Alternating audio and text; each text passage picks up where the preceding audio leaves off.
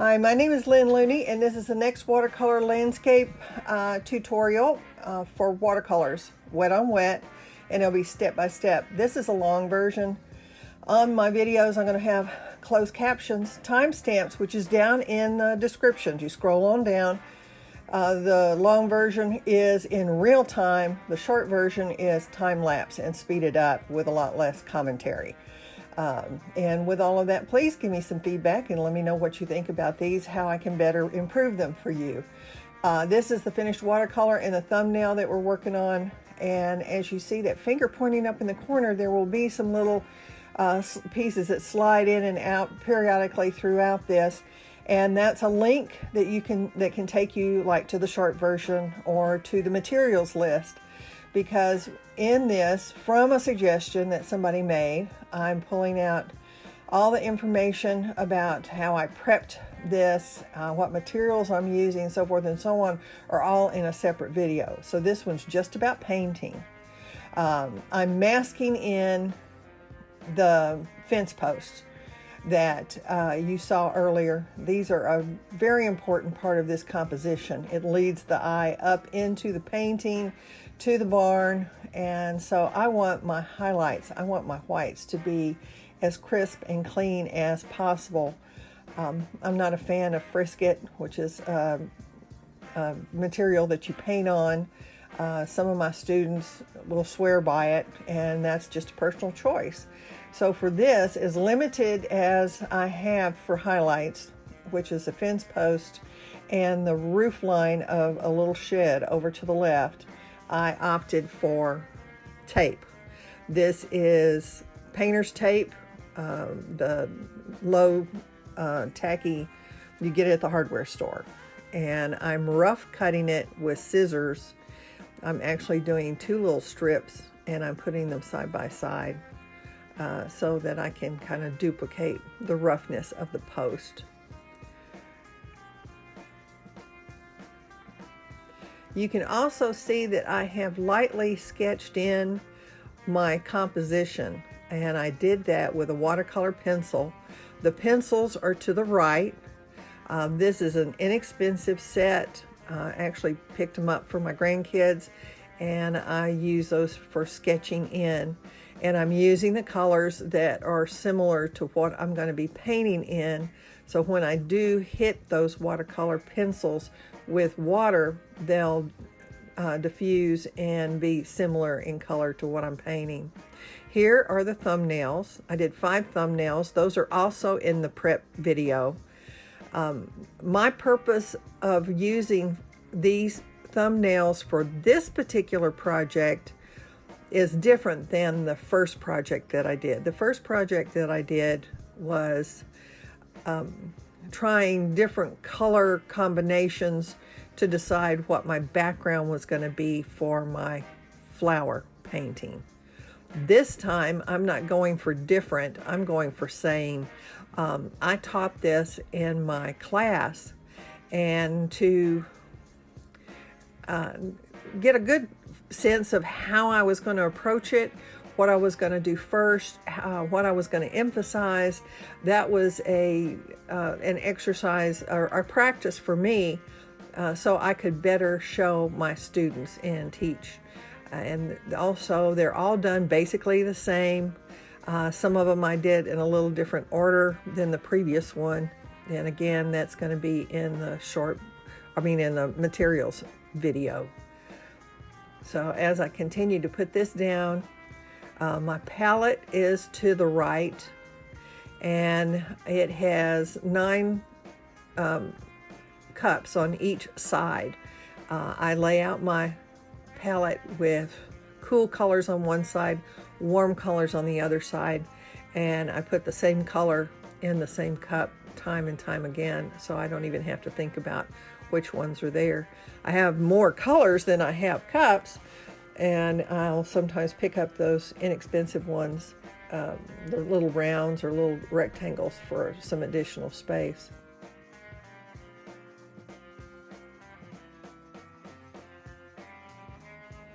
This one was also stretched differently than I did in the previous tutorial. And again, I'll show you step by step in the materials tape.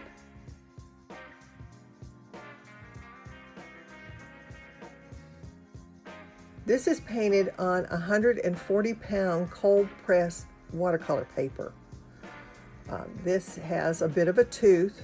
It's not smooth, but it's not rough. It has just a little bit, and I'll play on that roughness of the tooth when it comes time to highlight the fence posts and the roof lines of the two buildings. I've got a barn, and then I've got a little shed, and that's the one that I'm masking out the roof right now. This whole scene is actually from another artist's painting. I teach at an art center over in Cookeville, and I have admired this particular watercolor for years, and it's by a former member. He's deceased. But this painting was done, I don't know, 20, 30 years ago, and when he passed away, I guess he willed some of them to the art center. They're part of their permanent collection, and like I said, I just admire it.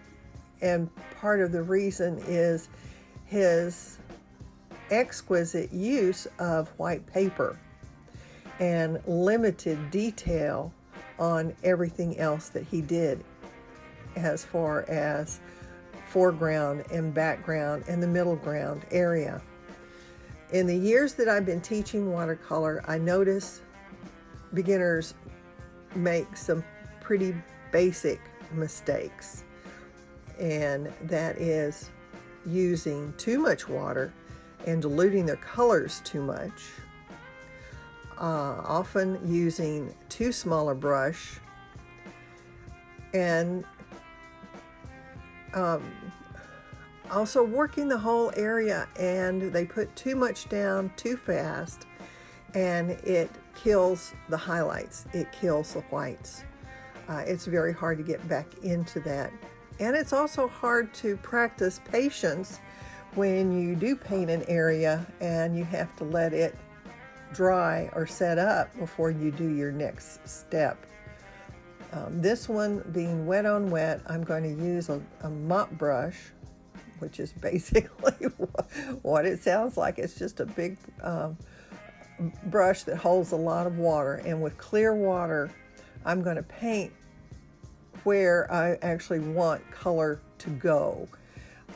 And when I do hit those pencil lines, which are watercolor, they will bleed, they will diffuse. So, but I'm wetting this because there's no really harsh lines in the initial application of colors. And I'm not going to cover the entire sky. I'm not going to cover the entire foreground. I'm looking at a picture of the watercolor. I took a photograph of it, and that's actually what I'm working from. I'm not even working from the actual painting. And you can see how the watercolor pencil is beginning to bleed and diffuse, and that's fine. That helps to add color. Then with my yellows, and I've got a cad yellow and an ochre yellow. The cad yellow is probably the first one that I'm going to put down. And when I approach watercolors, I usually put my lighter colors, I call them my sunshine colors, down first. Warmth. Because there's a unique thing about watercolors. If you paint one color on top of another, it'll look a certain way. And if you reverse the order and say paint a light color over a dark color, it's going to have a totally different look. Even though it's just two same colors, it depends on the order in which you paint them. All right, now there's a touch of ochre, and I'm working both colors, and I also change around from one side of the painting to another. With this loose approach, there's no way of getting too involved with detail. And that's another thing I noticed, that beginners, they want to jump straight into the detail. But it's their lack of experience. They don't necessarily understand how those layers are going to come together in the end. And all I can tell you is that comes from practice. Now, this is fairly realistic rendering. There's lots of different ways of painting. There's realism, which is like a photograph, and expressive, where you're being a lot looser and more liberal with the boundaries of reality. And then there's just abstract, and I've seen some fabulous things done in watercolor that are pure abstracts. Okay, now this is a cerulean blue, and I'm just making a slight indication of sky. It could be clouds. Okay, that, now I've gotten a little too much pigment, so I've got a paper towel handy or a rag handy, wet that, and then I'll probably blot a little bit of that up. Watercolor tends to dry lighter than what you put down. Also, you'll notice I'm hitting some of those other areas with the blue. When you're working on an area, if you have a little bit of red that you know, for instance, you highlight on the fence post with a little bit of red, while you have that red on your brush, you reach over to another part of the painting and you lay a little bit of that color down. And you will see me doing that consistently throughout this.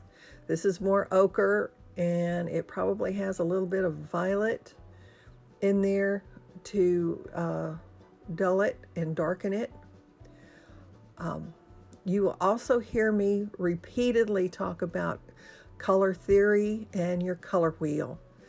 If you do not know your color wheel, I can't stress enough how useful that information will be, particularly when it comes to complementary colors. Complementary colors are the colors opposite each other on the color wheel. And the best example to remember that is Christmas and green and red. When you put those two colors side by side, they literally vibrate. If you want green to really show up, then you paint red next to it. If you want red to really vibrate and be strong, then paint green next to it. And it doesn't have to be straight out of the tube green. It can be a muted, like a blue-green. And the red doesn't have to be apple red. It can be a salmon color or a tint of red. But knowing what your complementary colors are is so important to the success or the failure of a painting. All right, now this has all been painted into wet areas, so there's no harsh lines, there's no strong lines really. If there is, then what I've done is hit the paint into a dry area. But as long as I'm painting in the wet areas, the lines will be diffused. They'll be fuzzy looking, they'll run.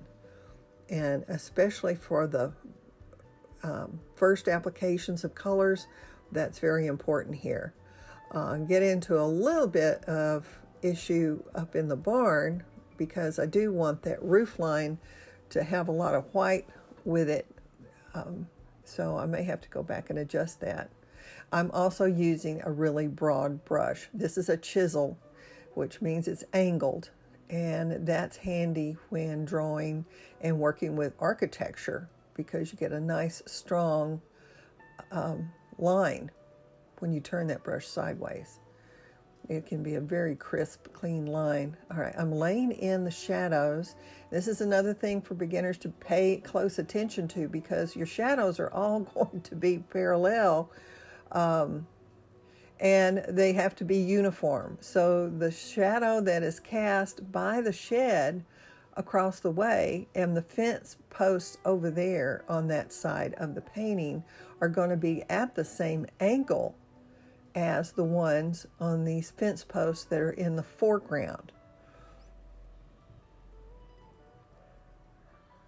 And as I start with the lighter colors, now I'm beginning to add some of the darks. and some of the grays. I usually avoid having black in my paintings. I will make a gray with almost any combination of colors other than black. Black is just, it's really flat, and when you add black to other colors, it flattens those as well. If you need to darken a color, use its complement. In other words, if you had a red, knowing that the complement is green, and you want to tone that red down and mute it a little bit, then you just add a touch, and I do mean a touch, of green in it, mix it, and see if it needs more, then add more. If you get almost a half and half, you'll wind up with a brown. But you use your complementary color to mute. Since I've got so much yellow down here, I had in my list of colors violet or purple, because that is the complementary color to the yellows. So where I'm wanting the yellows to be more muted, I'll add a touch of the purple or touch of the violet to darken it, and it'll make a really nice, rich brown. So I've used some of those colors on the left-hand side. Now I'm using some of those colors on the right-hand side.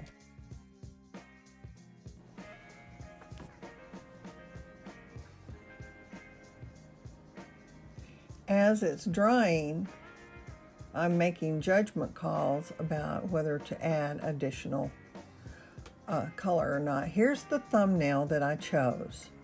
This is 2.5 by 3.5 inches. I liked the feel of that one, and especially the contrast.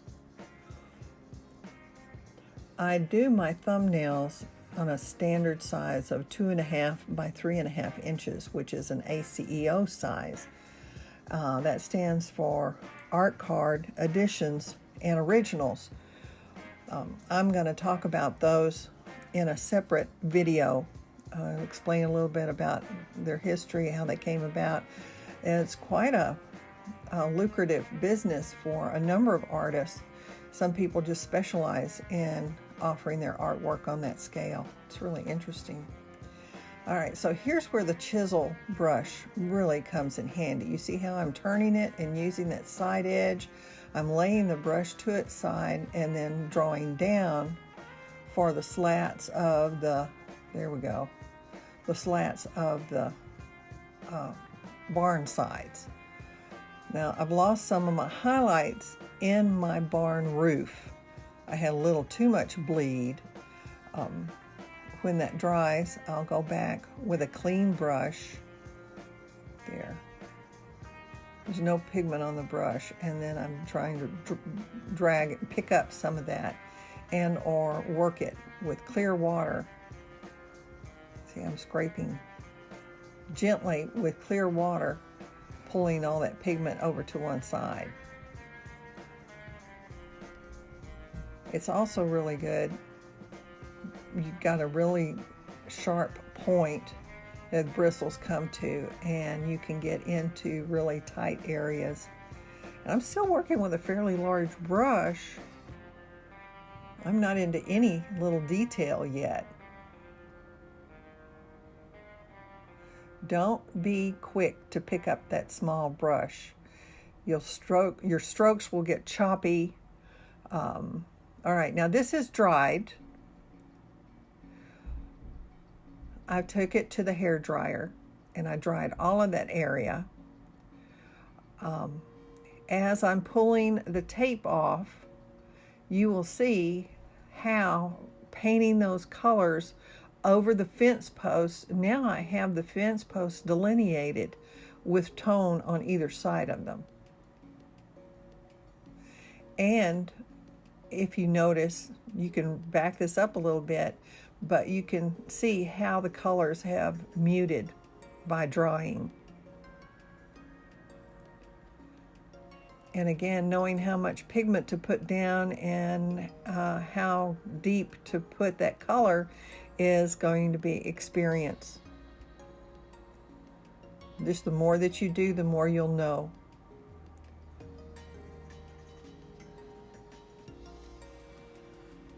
and off comes the roof.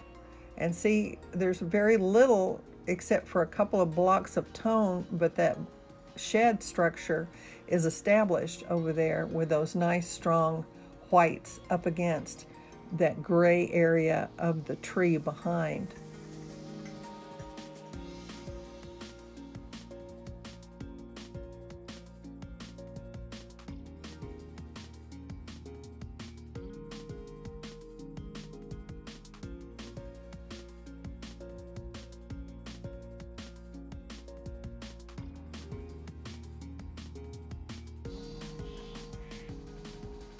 Now I have a little bit of red and the ochre mixed, and I'm dragging that very loosely across in the direction of the, I guess, the tin roofing materials on that. With that same color, I'm coming over here to the fence post and spreading that color around on this side of the painting as well.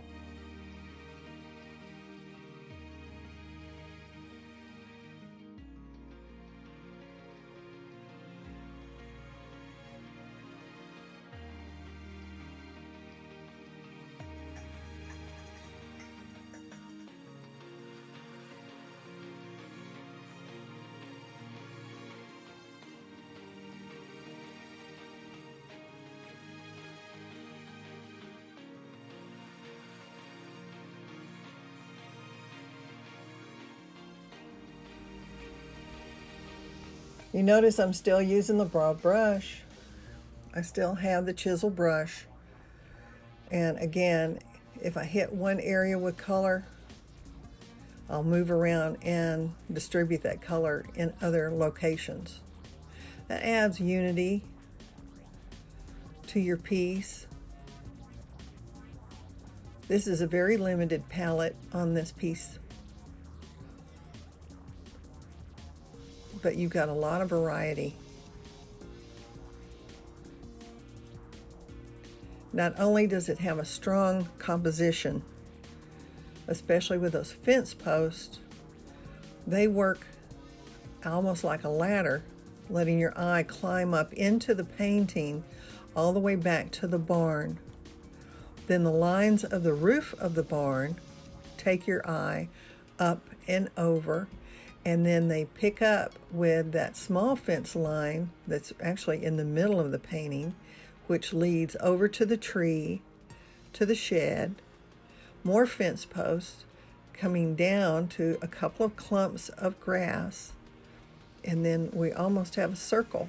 So those lumps of grass lead you back to the fence posts, and then you do the circuit again, up and around. So part of the job of the artist, people just think it's a matter of reproducing a picture, and that's okay too. But what this artist did when he established this whole composition was taking less. In other words, he's not painting the entire barn. He's not doing a complete rendition of the barn and every single blade of grass and everything that's in that foreground.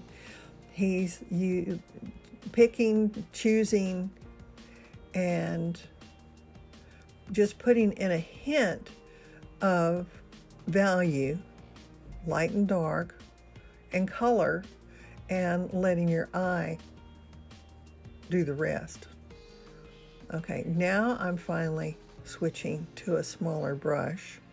I'm getting into those areas, and I'm intensifying the darks and cleaning up the lines in the drawing of the piece.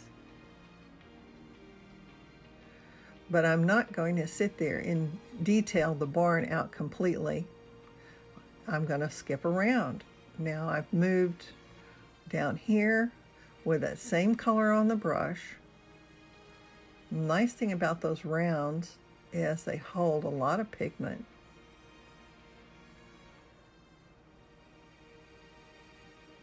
I'm going to pull some of that color down here.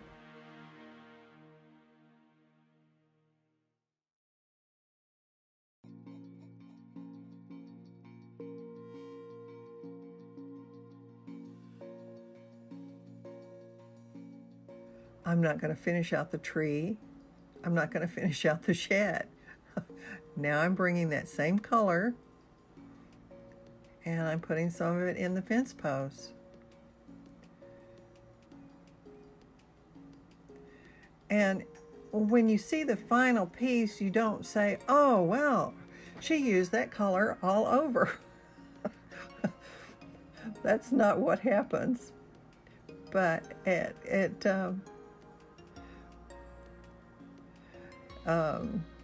you don't necessarily analyze. I mean, you can go back to some of your previous works, pull them out and analyze them.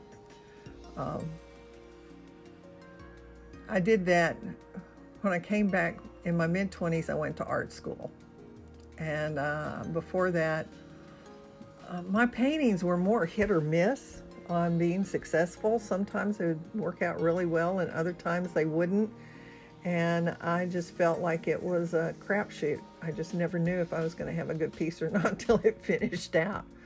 And then the good thing about formal education is I learned all the basics and color theory and composition and values.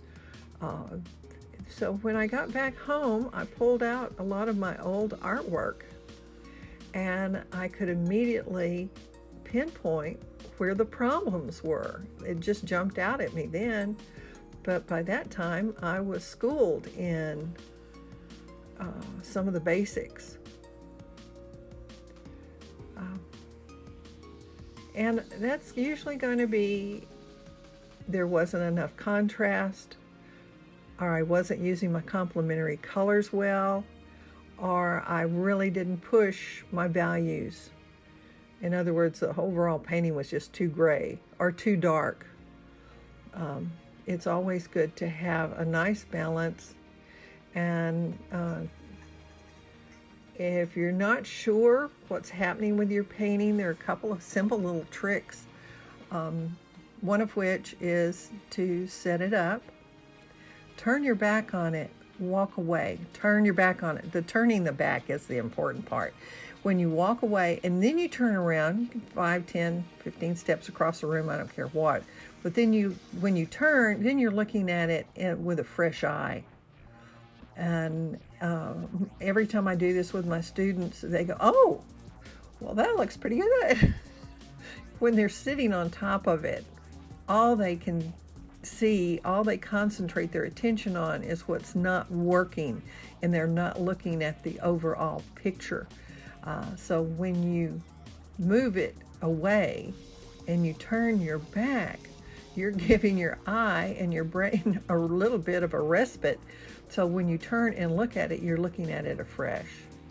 Another way is hold it up in front of a mirror. That's been one of my standing tricks for a long time, long before the iPhones. The third one is take a picture of it with your phone. It's another way of looking at your piece, and you can do this while you're working on it, not just at the end when you're finished, but as you're working on it.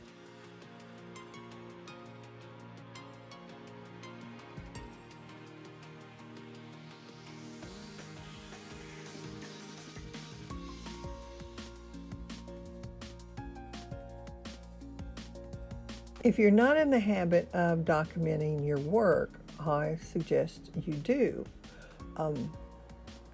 One of the benefits of that is being able to share your artwork with other people. If you don't have, I had one lady who was in my class. She was the oldest of 10 children. She had kids. Almost all of her siblings had kids. So you can just imagine how many people wanted a piece of her and her artwork when she started painting. And it just wasn't physically possible. She wanted to gift everybody with artwork. And I don't blame her. I mean, it's nice to share. And but it was taxing, and she was just exhausted. And I said, well, take a good digital picture of your piece and use your printer, print it out, and gift them with a little print. It doesn't have to be the same size. This finished image area on this painting is 11 by 14 inches, which is a standard size. And then I can put a pre-cut mat on it as a quick presentation, and that would be a 16 by 20, which is also a standard size. And all of that can drop into a standard size frame, which is, if you're doing standard instead of custom framing, it's much more affordable, especially when you're starting out. You want to use your money for art supplies. You don't want to have to put it on the frame. If somebody's going, if you're going to gift somebody with it, let them frame it the way they want to fit into their decor. There's too many options. But anyway, you can also print them out on a small scale and put it in a small little frame, just a picture frame with a little mat. There's also pre-cut mats for the ACEOs even. I get them a stack of assorted mats and drop those in to a little mat and a picture frame, a 4x6 picture frame, and they make a lovely addition on a coffee table or bookshelf or under a lamp, lit by the light of the lamp. So I'm beginning to detail, but I'm not detailing any one thing in one area. Okay, now the brush that I have here is a liner brush. The bristles are nearly 2 inches long. I usually buy a variety pack, so I've got some small, medium, larger, but they are great for doing these grasses, for doing one stroke down those fence posts, for doing the planks and or the wire. These fence posts in the foreground have like barbed wire coming off of them. And you see I'm putting it down the side, and I've still got that dark color on there, and I give it a little bit of a wiggle. Then I'm using it on the other side to literally draw the edge of the fence post. See how long those bristles are?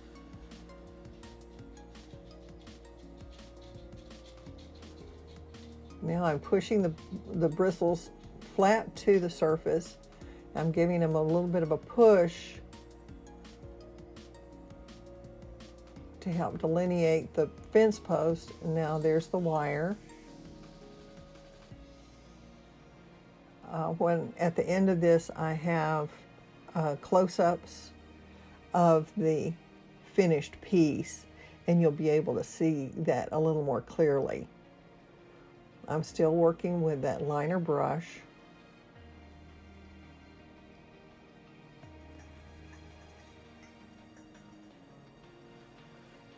And these are fairly inexpensive too. The variety pack, I think I paid $4 or $6 for. I guess it comes out to about $1 a brush. All right, I've switched brushes. I'm back to the round. And again, I'm darkening my darks. I let those areas dry. While I move around and I'm painting in the different areas, those colors are setting up and drying. And just as I told you before, it's going to dry lighter.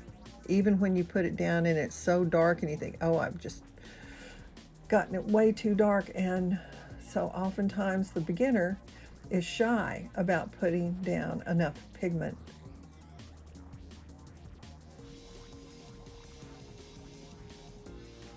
Same color that I used on the barn.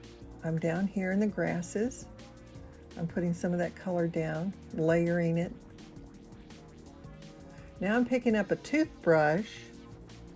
I'm getting that same color, and I'm going to splatter. I'm just using my thumbnail.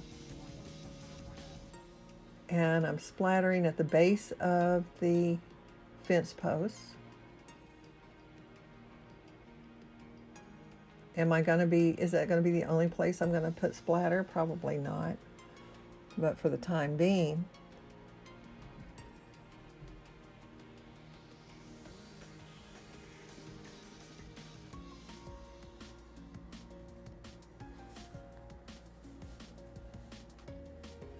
now I have the small chisel because it's really good for drawing shorter, more controlled strokes.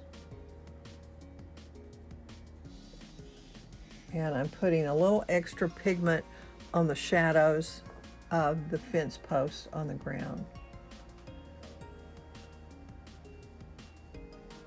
as well as detailing out the fence posts. And again, with that same color on my brush, I'm going to distribute it in several different areas within the painting.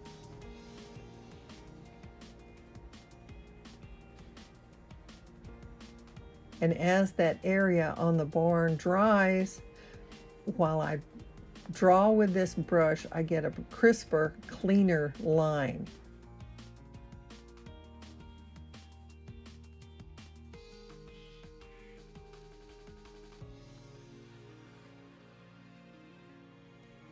And even as I'm drawing those planks, I'm not putting a big solid line. It's a broken line.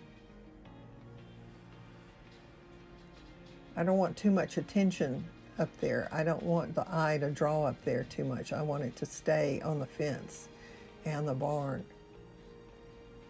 Your eye will go to an area in a painting where there's the most contrast, the most light and dark next to each other.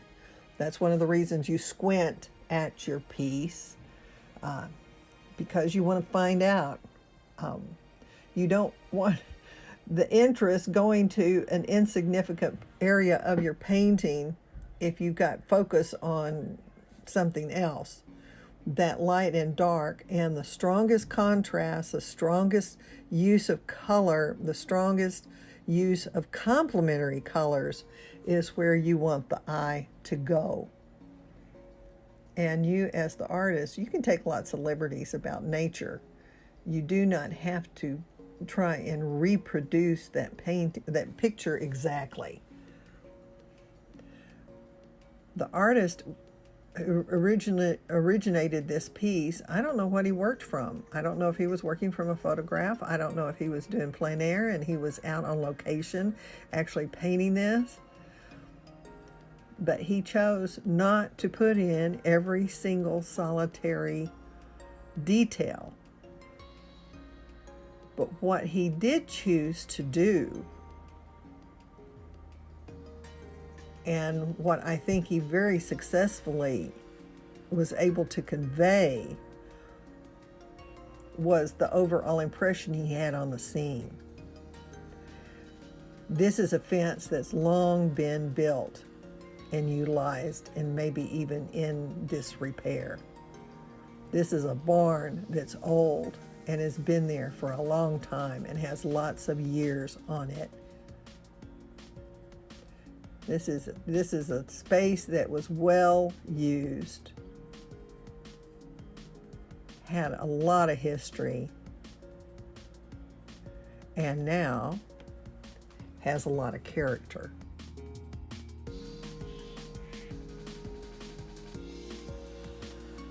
Utilizing the liner brush for grasses, for the tree, a great way of drawing branches. I'm not doing it here, but I get my students to do it all the time, is to turn their work upside down, because the natural tendency is when you're drawing is to get lighter and lighter with your pressure. Therefore, the branches will get skinnier and smaller. And especially for those who have a heavy hand, that's a handy way of drawing limbs.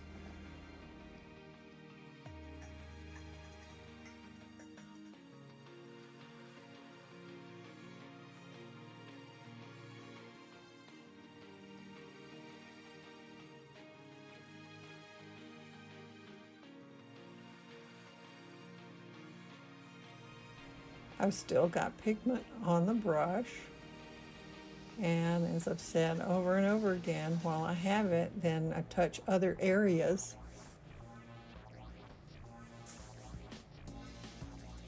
I've been doing that throughout this entire painting, is spreading those colors around, getting the balance throughout.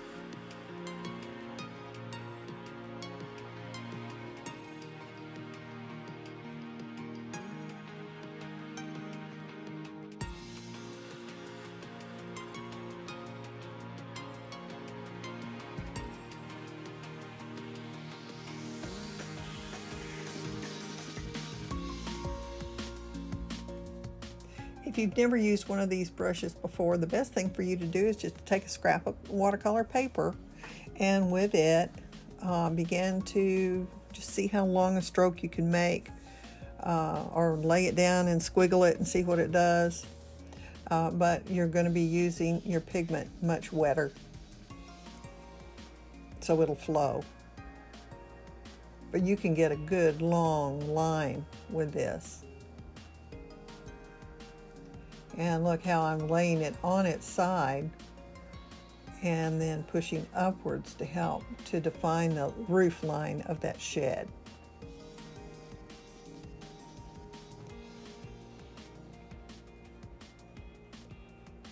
An observance, some of my beginners are reluctant to do the exercises, to just familiarize themselves with their colors or their materials, their brushes, the things that they can do and can't do.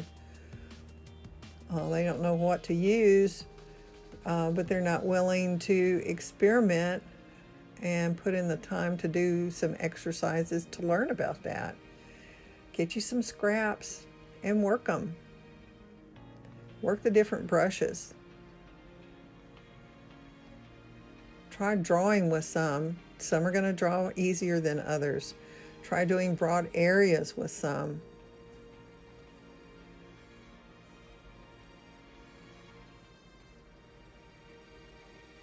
This is toward the end of the painting, so now I'm making judgments, looking back at it, because some of these areas have dried, and as they do, then those colors lighten up a little bit. So I want to make sure that my darks are as dark as I want them to be.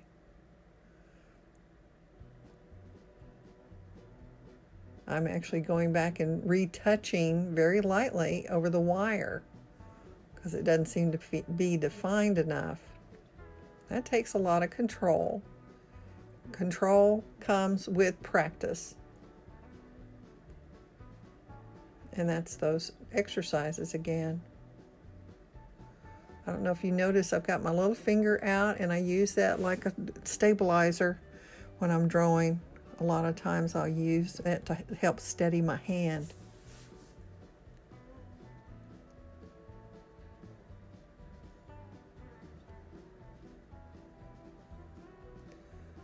At the end of this, I have a slow motion detail.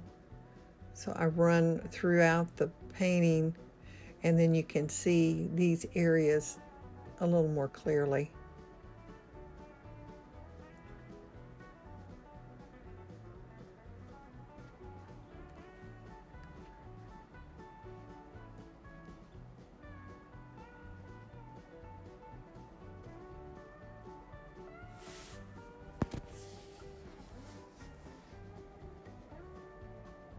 I'll do at least 10 more of these watercolors where we utilize the white of the paper as a very strong element in the compositions. That's what this whole series is about, not only for helping my students to learn to do less is more, but for me as well. But also I'll be introducing a number of acrylic tutorials. That's actually my main focus, is acrylics. And oftentimes when I would do compositions to show potential clientele, I worked acrylics very thinly, just like this, and to look at them, you can't tell which one's a watercolor, which one's an acrylic.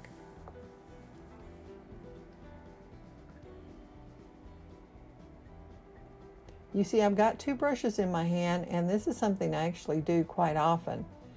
I may have pigment on one and the other one to be clear, and instead of rinsing my brush to lighten an area, I'll keep that pigment on it, and then I'll use another brush that's clean and just for water to disperse that color or to mute that color, to move it around a little bit. Do the same thing in acrylics. So if you have made it this far into this tutorial, that tells me, I'm hoping that you found something that was useful and helpful for you. I would really love to hear some feedback or comments. You can leave that down past the description. By all means, please hit the like button. And if you haven't yet done so, subscribe. I will put up some things at the very end for you to do that. I'm just now beginning to introduce these tutorials. We'll be doing this every week is my goal, and maybe some additional things, as well as doing some live painting via Facebook, and that will be announced. I have the various social media sites where my work is listed is also in the description past the timestamp. And that includes Facebook and Instagram and LinkedIn and Pinterest and Twitter, and I'm not sure what else, but that ought to be enough, I think, to try and keep track of. So now on this, here's the finished piece. I'm doing my final touching with it. I'm using the chisel brush, both on the edge to do a little more touch up and detail, and then in certain areas broad stroke, darkening some of those areas,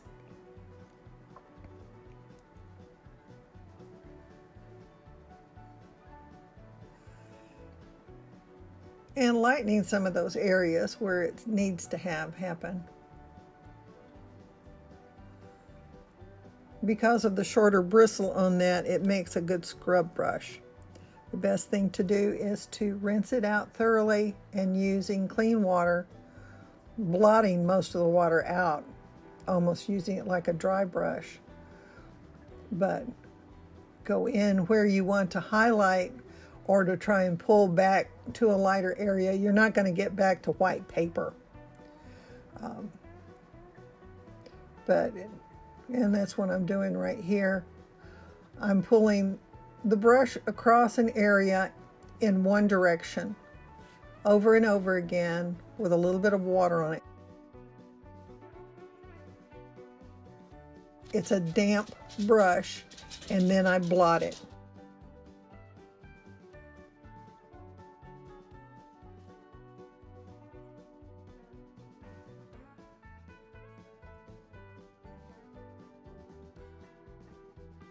Pulling the brush in one direction, not scrubbing it back and forth.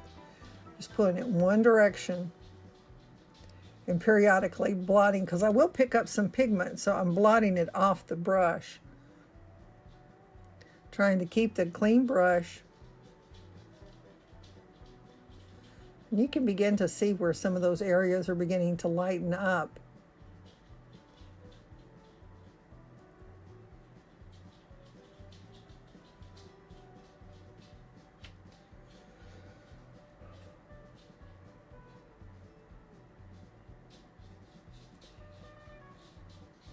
Sometimes before you decide to end your piece, sometimes it's just good to get up and walk away from it for a minute.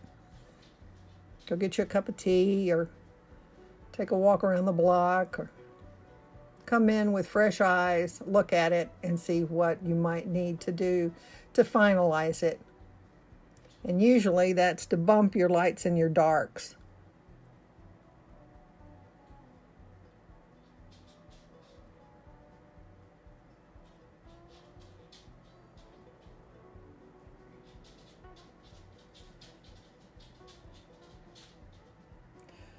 Had a bit of a boo-boo up in the corner. There was some color that splashed up there, and all I did was take a clean brush with a little water and diffuse it. Most of that area would be under a mat if I finished this out and put a mat on it. But the main thing is not to keep it dark. And I also decided I needed to put in just a little bit more blue.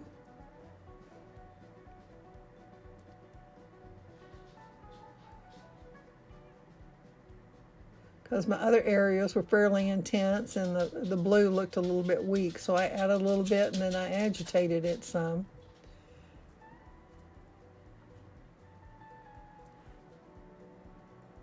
Now here is the slow motion and the close-ups.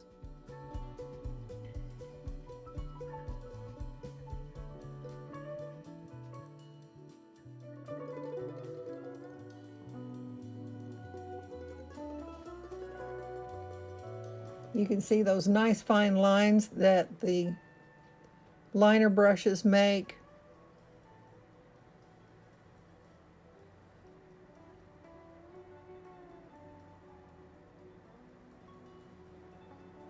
And see, it's not painted with a lot of detail. A lot is left undone. There's not one leaf showing on that tree, but it's obvious that that's foliage behind it.